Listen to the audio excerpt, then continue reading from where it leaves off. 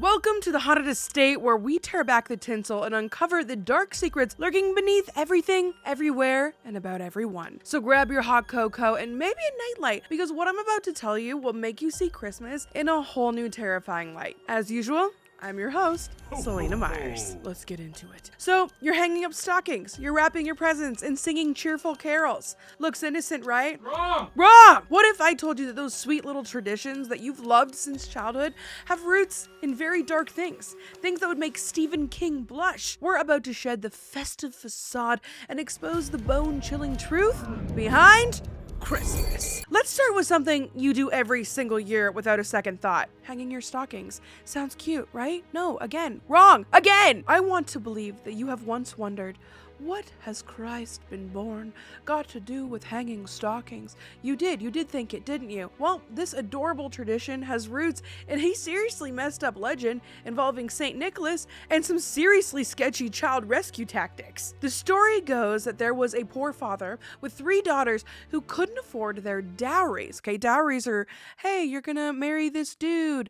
I'm gonna pay you to take my daughter. So here's $24,000 and a cow, okay? There you go. So, translation, these girls were about to be sold into slavery. Then St. Nicholas, who, get this, secretly dropped bags of gold down their chimney at night. But here's where it all gets weird. Some versions claim that he dropped the gold directly into their stockings, which were hanging drying by the fireplace. So every time you hang a stocking, you're basically commemorating a midnight gold-dropping rescue mission that saved girls from fate worse than death. Not exactly the warm and fuzzy origin story you expected, right? And if you're not commemorating, you're probably waiting for your own Saint Nick to drop some gold bars. I got gold bars for you. Hey, old Saint Nick, don't be a prick. Give me something good in the stocking. Yo, take it away, Selena. I'll just take it back here. What if you write down instead your Bitcoin wallet on some stockings? Who knows? St. Nick might drop you some BTC. And speaking of St. Nicholas, forget the jolly fat man in a red suit. The original St. Nick was hardcore. We're talking about 4th century bishop that wasn't just handing out presents. No, this dude was known for doing straight up miraculous interventions and some serious theological smackdowns. Legend has it that he once punched another bishop during a heated religious debate at the Council of Adam Line? What is that? Nicaea? Anyways, that's right, he punched a bishop. Now imagine going to your local church and the leader throwing hands during an argument. Christmas just got real, baby. But wait, it does get darker. Much darker than that. But darkness has always been more than just an absence of light. It is a primal place where human fears take root and grow. These seemingly innocent traditions are more than just historical curiosities. They're windows into the human psyche, revealing our deepest anxieties about survival, judgment, and the thin line between protection and terror. Every festive ritual that we've normalized is a carefully constructed defense mechanism, a way of changing our fears into something we can touch, decorate, and somehow try to control. Let's talk about Christmas trees, those beautiful evergreens that you decorate with such care. They're basically surviving remnants of a pagan winter solstice celebrations that involve some seriously dark rituals. Ancient Germanic and Scandinavian cultures would bring entire trees inside during the winter solstice, the darkest time of the year. But they weren't just for decorating, oh no. These trees were symbolic connections to the spirit world, meant to ward off evil entities during the longest and coldest nights. We're going out back and getting a tree. Yeah, I like it. I like it a lot. Plastic this year. It doesn't even have ornaments. No. I love it though. I love the look of it, but I feel like we also need a real tree in the other room. If this is the first time I haven't had to fight this on you, let's do it right after this. Imagine bringing a tree inside not because it looks pretty, but because you're desperately trying to keep supernatural horrors at bay. Those twinkling lights, originally intended to represent protective spirits. Those ornaments, symbols meant to confuse and distract malevolent forces. The ones that are lurking just outside your door. What? Apparently. I think so sometimes. It'd just be me though. Maybe. Your Christmas tree isn't just decor. It's a magical defense system against things that go bump in winter night. This is what I have. I would just be like, And then you would spin and what? shit.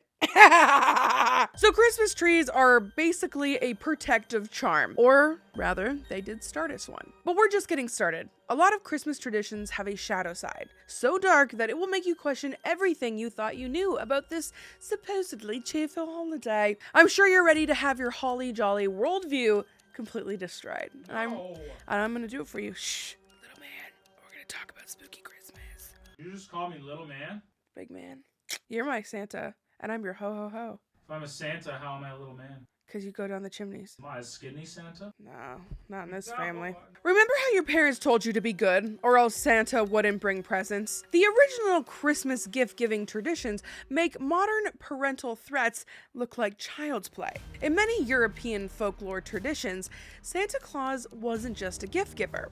He was a terrifying judge of character who didn't just skip presents for naughty children, he had far more horrifying plans for them. Meet Krampus. We just watched that movie. This is a good movie. This is Santa's demon sidekick from Alpine folklore. While St. Nicholas rewarded good children, Krampus was responsible for punishing the bad ones.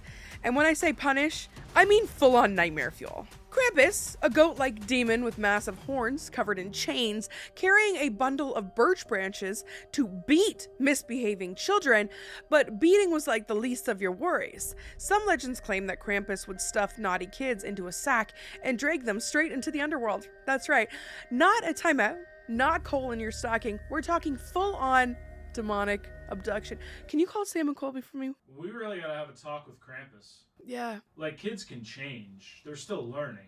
They're learning. You don't have to full-on send them down to see the fucking depths of hell. Yeah, it's 2024. Give him a chance, okay? He needs to soft Krampus them. Soft Krampus. Soft Krampus. In some Austrian and German traditions, children will receive a visit from Krampus on December 5th. The night before St. Nicholas Day, families would dress someone up as the terrifying creature, complete with massive horns, a long tongue, and chains. Kids would literally shake in fear as this demonic figure would inspect their behavior for the year. Modern-day Krampus festivals still exist, where people dress up in absolutely horrifying costumes that would make Hollywood horror makeup artists weep with joy. And this is not traumatic at all for these children. Not. The mythology of punishment during the holiday season reveals something about human nature. These stories aren't just meant to scare children into good behavior. They are a weird, complex cultural narratives that reflect societal anxieties about morality, consequence, and the supernatural. My morals are saying Krampus should not be sending children to the depths of hell. Krampus? Krampus? Krampus? Krampus? I'm gonna tell you right now, my tummy growled because you said Krampus and I thought of crumpets. Oh, you want some crumpets? I just want crumpets with butter and peanut butter and honey. Watch, I probably lurch right now. Oh, you got me. Krampus is so much more than a demonic punisher. He is proof of our collective guilt, a physical embodiment of the consequence of moral transgressions that lurk just beyond the festive veneer. Now, I want to jump forward and I want to talk about something a little sexy, and that's mistletoe, okay? This seemingly innocent plant that gives you an excuse to kiss somebody. Its origins are honestly anything but romantic. Plants have never been mere decorations in human cultural practices. They are living symbols charged with mystical significance that transcends their physical form. From mistletoe to evergreen trees, these botanical beings represent resilience, regeneration, and the miraculous persistence of life in the face of overwhelming darkness. They are silent witnesses to humanity's eternal struggle against the cold, against death, against the unknown. The Druids considered mistletoe a sacred plant with serious magical properties, but not the cute, romantic magic you're thinking about. It's not Cupid, we're talking hardcore life and death magic. These ancient Celtic priests would perform human sacrifices near the mistletoe-covered oak trees. The plant was believed to have healing powers and the ability to ward off evil spirits. Okay, so you're gonna sacrifice somebody to ward off an evil spirit? See, that just sounds like you're bringing the evil in. Thinking back then was like Little wacky. not very thought through. No, someone had some weird ideas. During the winter solstice ceremonies, they'd cut mistletoe with golden sickles, catching it in cloths and preventing it from touching the ground. Why? Because touching the ground would destroy its magical power, of course. Do not tell me you didn't know that. I didn't know. No. And that kissing tradition, it originated from a Norse myth about death and resurrection. Balder, a Norse god, was killed by a mistletoe arrow and then brought back to life. The plant was so powerful that his mother declared it a symbol of love and promised to kiss anyone who passed beneath it. So every time you share a kiss under the mistletoe, you're basically reenacting an ancient resurrection myth. Romantic, right? Now let's go from something weird to something tasty, and that's Christmas pudding. I want some pudding. Yeah, I want pudding too. That dense, fruit-filled dessert has a history that will make your stomach turn. Damn it! In medieval England, this wasn't just a dessert. This was a literal representation of Christ's suffering. 13 ingredients represented Christ and the 12 apostles. The holy branch on top, that was supposed to represent Christ's crown of thorns. People would stir the pudding from east to west, symbolizing the journey of the wise men. But come to think of it, shouldn't Christmas pudding actually be Easter pudding? Can we make pudding today? Oh, we can make pudding. I need to stop eating pudding. That's why I look like this. We will endure it with the body of Christ. Christ, I'm gonna eat you. Food preparation during the winter celebrations has always been more than mere sustenance. It was a sacred act of transformation, a way of converting a raw ingredient into a symbolic representation of survival, community, and spiritual renewal. Every slice, every stir, every carefully selected ingredient is a ritual that connects us with our ancestors. That makes Adam excited, probably. He loves cooking. Oh, yeah. You're like, Ancestral cooking. let's do some ancestral cooking. Cooking connects me to the land. To the land. Grow your own food. Great snacks. Just feels more important, even though you throw half the garden out because you can't get to it in time. You know, it's still a good time. Okay, we don't need to talk about your blunders, baby. Our ancestors understood that preparing food was a form of magic, a way of invoking abundance, protection, and hope during the most challenging times of the year. But here's where it gets truly gruesome. Some historians believe that the original puddings contained actual animal organs that were more of a savory meat dish. Imagine sitting down to what you think is a sweet dessert, only to discover it is essentially a symbolic representation of biblical torture made with mystery meat. I like mystery meat. No, Adam. Organs are good. No, that's gross. You're being a gross boy. Sorry. That's just like how in England they call Yorkshire pudding. Yeah, but it's bread. And then you sometimes, as a silly North American, I forget that, and it comes to the table. You're like, this is bread. What's this? We could go to the Charles Dickens pub and have a Yorkshire pudding for dinner. Can we go there? We want Christ pudding, not Yorkshire pudding. But I've changed my mind. All right. I want both. Next, we have the winter solstice, the real reason we celebrate Christmas when we do. Long before Jesus was a twinkle in Mary's eyes, cultures around the world held You're massive... a twinkle in my eye. Are you my father? No, this is in a different aspect. How do I twinkle in your eye? Because I love you, you silly. When you said that, I pictured me as an extra obese sugar plum fairy on a black ice rink in your eyes. What? I liked it. Cultures around the world held massive festivals during the darkest time of the year. These weren't cute little holidays parties. These were full-blown survival rituals designed to keep humanity from being swallowed by darkness. Literally and metaphorically, bro. The Romans had Saturnalia, the Germanic peoples celebrated Yule, and the Slavic cultures honored their own midwinter gods. Each celebration was a defiant middle finger to the cold, the death, and the possibility that the sun just might not ever return. I like the sun. I really hope it comes back. Yeah, I hope so, bro. I hope so. Are they right? No. I haven't been here long enough to find You have been. You're okay. You're gonna be okay. Imagine living in the world where the winter could genuinely kill you. These weren't just festivals. These were literal life or death ceremonies. When Christianity spread across Europe, it didn't destroy these pagan traditions. Oh no, it was far more clever. The church absorbed them, transforming them. Christianity became the ultimate absorber, taking existing traditions and rebranding them with a holy twist. Gift giving, for instance, has roots in the Roman Saturnalia, a festival so wild that it would make modern parties look like kindergarten playdates. We should check that out Yeah. later. Watch a YouTube documentary Yep. of Saturnalia. During this celebration, social hierarchies completely dissolved. Masters would serve slaves. Social rules went out the window. Gifts were exchanged, but these weren't cute wrapped presents. These were strategic social maneuvers, ways of maintaining complex power relationships. Even Santa Claus is a beautiful example of religious and cultural adaptation. St. Nicholas was a real person, a Christian bishop, known for his generosity. But his current form, that's a perfect blend of Christian theology, Norse mythology, and pure marketing genius. The red suit, inspired by Nordic winter spirits, the flying sleigh, straight out of pagan mythology, that's all about spirit journeys. Now, how about that delicious Christmas feast? Oh, yeah. I'm so excited. Turkey with stuffing. Yes! Inside the bird. Yes! Careful you cook it good. That can be dangerous, they say, but just try it. Salmonella! Don't die. Don't die! A Christmas tradition that goes back way farther than Christianity. In ancient cultures, midwinter feasts were about more than just food. They were communal, about survival rituals. When food was scarce and winter was brutal, these massive shared meals were literal lifelines. Communities would pool their resources, share their last stores of preserved food, essentially creating a human support network that kept everyone alive. We can really take something from that nowadays. We can. The food is no longer an issue in our lucky part of the world.